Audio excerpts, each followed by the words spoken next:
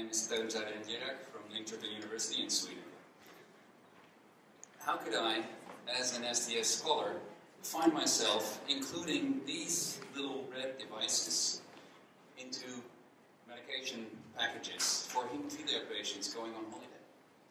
Or, for that matter, drawing flowcharts for the organization of oncology care in university hospitals?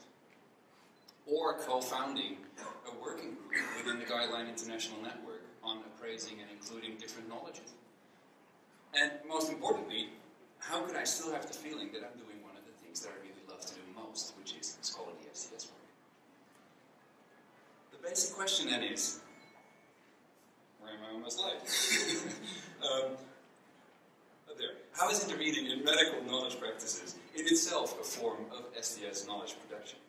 Now, these are the questions that are moved center stage in situated intervention.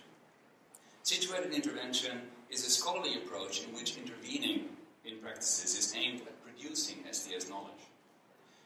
Now, these interventions are neither engaged nor careless. Of course, I care about issues in the organization of medical knowledge work.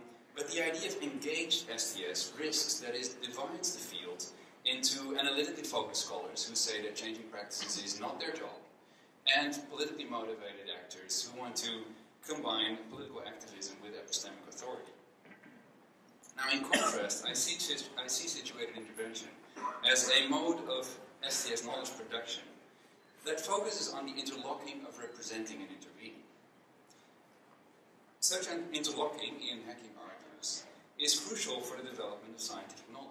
And, as I argue, it may be equally crucial for STS itself. So, what have I then actually learned from experiments with situated intervention? Well, one of the things I've learned is that technologies that discipline patients may often reduce their patient role, but actually can also be targeted for allowing them to be more responsibly free. And then, in contrast with my normative assumptions, strengthening biomedical aspects of disease can at times be fully justifiable.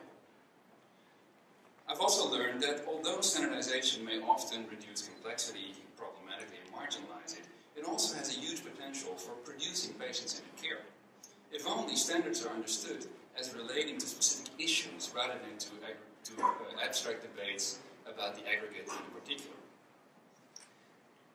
I've also learned that guideline developers, to a large extent, know what we know about the importance of including different knowledges, for example, in recommendations. But I've also learned that there are very few infrastructures for appraising such knowledges, and that the problems of evidence-based medicine may therefore well not be a problem of epistemology, but of knowledge infrastructures.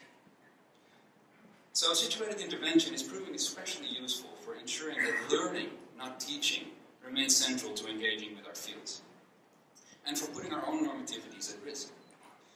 That doesn't mean that we have nothing to say. It just means that our knowledge and our normativity